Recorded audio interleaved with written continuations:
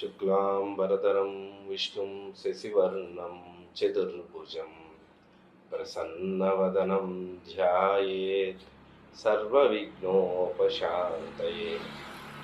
गुरुर्ब्रह्मा गुरुर्विष्णुः गुरुर्देवो महेश्वरः गुरुसाक्षात् परब्रह्म तस्मै श्रीगुरवे नमः।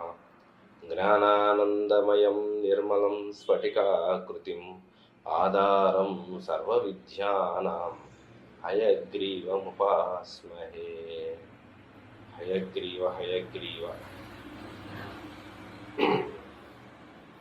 శ్రీ విశ్వావసునామ సంవత్సర ఈ సంవత్సరం విశ్వావసునామ సంవత్సరం నూతనంగా మార్చి 30వ తారీఖు నుంచి మొదలుకొని విశ్వావసు నామ సంవత్సరం మొదలవుతుంది.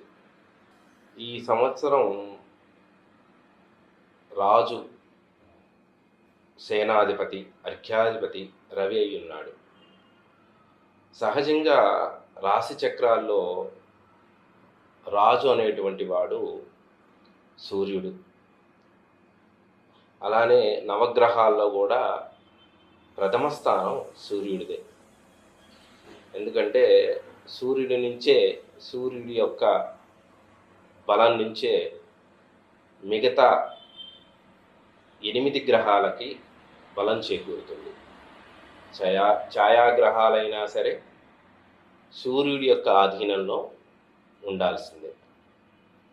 కాబట్టి ఈ సంవత్సరం రాజు సూర్యుడై ఉన్నాడు.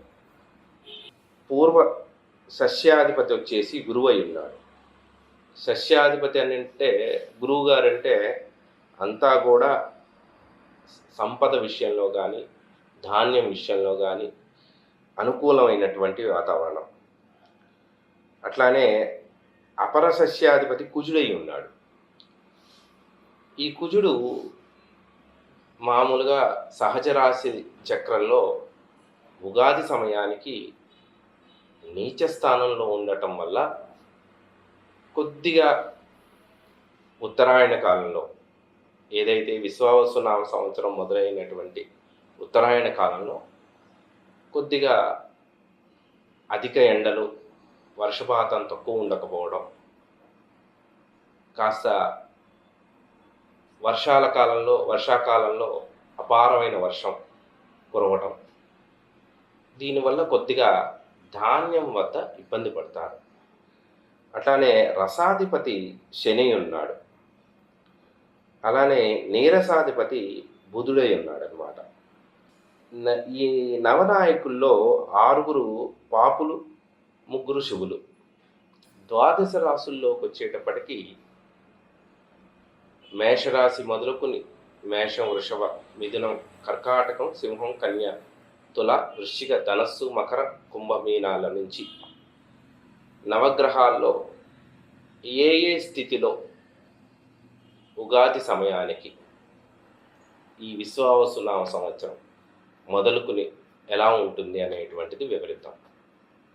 రాశి చక్రంలో పెద్ద గ్రహాలంటే బృహస్పతి, శని, ఛాయాగ్రహాలైనటువంటి రాహుకేతువులు. ఇవి మార్చి 29 మొదలుకొని సాయంకాలం నుంచి శని సంచారం మీనరాశిలో మొదలవుతుంది. అటులనే ఉగాది సమయానికి బృహస్పతి మిథున రాశిలో మృగశిర నక్షత్రంలో వృషభ రాశిలో ఉంటారు. మే 10వ తారీఖుకి మిథున రాశిలోకి సంచారం జరుగుతుంది, మే 10 తర్వాత. అట్లానే రాహువు మే 18వ తారీఖు కుంభరాశిలోను, కేతువు సింహరాశిలోను మే 18కి సంచారం జరుగుతుంది. ఉగాది సమయానికి ఈ సంవత్సరం చంద్రుడితో మొదలుకొని అన్ని గ్రహాలు కూడా మేషాత్తు మీనరాశిలో 6 గ్రహాలు మీనరాశిలో ఉంటున్నాయి. కాబట్టి ఇందులో కొన్ని రాసులకి శుభత్వాన్ని ఇస్తూ కొన్ని రాసులకి కొద్దిగా అవయోగాన్ని, అంటే కొద్దిగా అశుభాన్ని ఇస్తూ చేస్తున్నాయి. పూర్తిగా కాదు, కొద్దిగా మాత్రమే. కాబట్టి ఇందులో ఏ ఏ రాసులకి ఈ సంవత్సరం అద్భుతంగా ఉంది, ఏ ఏ రాసులకి మధ్యమంగా ఉంది, ఏ ఏ రాసులకి కాస్త అధమ స్థితిలో ఉన్నది అనే దాన్ని మనం వివరిస్తాం. సింహరాశి వారు ఈ విశ్వావసు నామ సంవత్సరం సింహరాశి వారికి కాస్త అద్భుతమైన ఫలితాలనే గోచరిస్తున్నాయి. ఏమనగా ఆదాయం 11, వ్యయం కూడా 11, రాజ్యపూజ్యం 3, అవమానం 6. అయితే ఈ రాశి వారికి గురువు మే 10 తర్వాత నుంచి ఏకాదశ స్థానంలోనూ మిథున రాశిలో సంచారం చేయడం, లోహమూర్తిగా ఉన్నాడు. ధన వ్యయాధిపతి వ్యయంలో ఉండి శని సంచారం అంతా కూడా అష్టమం వందు కాస్త లోహమూర్తిగా ఉంటూ ధననాశనాన్ని ఇబ్బంది చేస్తున్నాడు. ఈయనేమో ఏకాదశంలో ఉన్నాడు, బృహస్పతి గారు, గురువు గారు, అట్లానే శని అష్టమంలో ఉన్నాడు. కాబట్టి కాస్త ఎంత డబ్బు తెస్తారో అంత డబ్బు నీళ్ళ పాలైపోతూ ఉంటుంది. నీళ్ళు ఎలా చేతిలోంచి జారిపోతాయో అలా డబ్బు బాగా వృధాగా ఖర్చు పెట్టే అవకాశం ఎక్కువగా ఉంటుంది. అయితే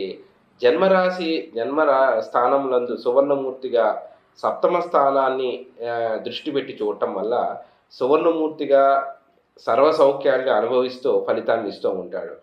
అయితే అనేక మార్గాల్లో కాస్త ఆదాయాన్ని పెంపొందించుకునే స్థితిని కల్పిస్తాడు. మీ స్వభావం ప్రశాంతత పెరుగుతుంది మరియు మానసికంగా బాగా బలంగా ఉంటారు.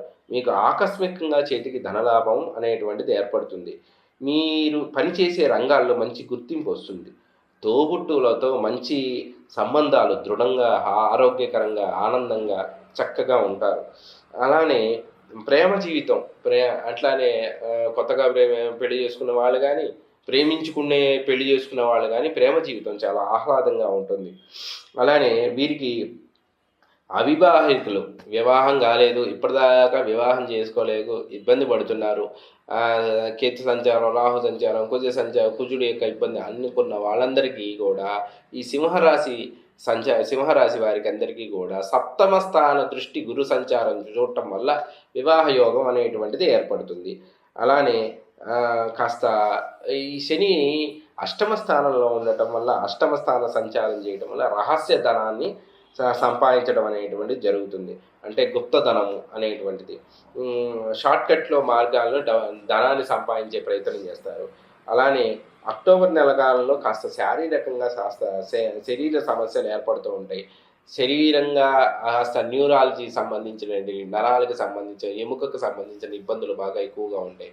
అలానే గుండెకు సంబంధించిన విషయంలో కాస్త జాగ్రత్తగా ఉండాలి. కాబట్టి దాని విషయంలో ఆసుపత్రులు, వైద్యశాలల విషయంలో ఆర్థికంగా కాస్త ఖర్చు పెట్టుకునే అవకాశాలు ఎక్కువగా కనబడుతున్నాయి. శని అష్టమ రాశి సంచారం వల్ల ప్రభావం వల్ల ప్రతిబంధకాలు కూడా ఎక్కువగానే కనబడుతున్నాయి. కాస్త జాగ్రత్తగా ఉండాలి. అధిక ఒత్తిడి, అలానే సంయమనం కోల్పోవడం అనేటువంటిది బాగుంటుంది. పోటీతత్వాల్లో సమస్యల్లో ఎక్కువగా పోటీతత్వం చేసేటువంటి విషయంలో ఓపిక ఉండదు, సహనం పోతుంది. రాహు సంచారం మీకు ఒక రకంగా మిశ్రమ ఫలితాన్ని ఇస్తూ ఉంటుంది. మీ జీవిత భాగస్వామి మధ్య అనేక రకాల అపార్థాలు అనేటువంటివి బాగా ఉంటాయి. దీని మూలకంగా మూల్యం బాగా గట్టిగానే కాస్త ఇబ్బందులు పడుతూ ఉంటారు. కాబట్టి ఓపిక, ప్రతి ఆవేశంగా మాట్లాడారు కదా అని చెప్పి అనాలోచితంగా దుర్భాషలు ఆడటం అనేటువంటిది చేయకూడదు. కాబట్టి వాణిజ్య వ్యాపార విషయాల్లో కాస్త ప్రత్యేక శ్రద్ధను చూపించాల్సి వస్తుంది. అష్టమ శని సంచారం వల్ల సప్తమాధిపతి అష్టమంలో కదా, సింహరాశికి 7వ ఇంటి వాడు 8వ ఇంటి ఉండటం వల్ల వ్యాపార రంగంలో కాస్త జాగ్రత్త వహించాల్సి వస్తుంది. విదేశీ మాధ్యమాల విషయంలో కాస్త వ్యాపార విషయంలో కూడా కాస్త చాలా జాగ్రత్తలుగా వ్యాపారం చేస్తే విదేశీ వ్యాపార రంగాల్లో కూడా పురోగతి చాలా బాగుంటుంది. ఇక జన్మరాశిలో కేతు సంచారం వల్ల తొందరపాటు నిర్ణయాలు బాగా తీసుకుంటారు. ఆరోగ్య సమస్యలు బాగా ఎక్కువగా ఉంటుంది. కాస్త వ్యాపార విషయాల్లో పరిస్థితి కొద్దిగా ఎక్కువగా ఆర్థిక పరిస్థితి బాగానే ఉంటుంది. కానీ ఏకాదశ స్థానం గురువు సామాజిక విషయాల్లో, వ్యాపార విషయాల్లో బాగుంటుంది. కాబట్టి ఈ సింహరాశి వారికి ప్రత్యేకించి తిరుమల వెంకటేశ్వర స్వామి వారిని దర్శనం చేయడం, ప్రత్యేకించి కలియుగ వెంకటేశ్వరుని దర్శనం చేయడం వల్ల వెంకటేశ్వర స్వామి వారికి కాస్త శనివారం పూట ప్రత్యేకించి సుప్రభాత్ సేవలో కానీ, శనివారం పూట తిరుమలలో దర్శనం చేసుకోవడం, శనివారం నాడు వెంకటేశ్వర స్వామి వారి ఇది చేస్తే శని అనుగ్రహం చాలా అద్భుతంగా ఉంటుంది. చాలా చక్కటి యోగాన్ని, అనుగ్రహాన్ని ఇస్తూ ఉంటుంది. కాబట్టి ఈ సింహరాశి వారికి ప్రత్యేకించి వెంకటేశ్వర స్వామి వారి యొక్క ఆవిర్భావం, వెంకటేశ్వర స్వామి వారు అసలు ఎలా ఈ భూలోకంలో ఆవిర్భవించారు, కళ్యాణము ఇవన్నీ కూడా విశేషంగా ఆ స్వామివారి యొక్క పురాణం కానీ, చరిత్ర కానీ కనుక మనం చదువుకుంటే విశేషమైన ఫలితాన్ని ఇస్తుంది. కాబట్టి ఈ సింహరాశి వారికి కాస్త తగు జాగ్రత్తగా ఉంటూ వారి వారి ఆర్థిక విషయంలో కానీ, కుటుంబ విషయాల్లో కాస్త జాగ్రత్తగా ఉంటే అంతా సర్వసౌఖ్యాలు ఆ స్వామివారు అనుగ్రహిస్తారని కోరుకుంటూ శుభం.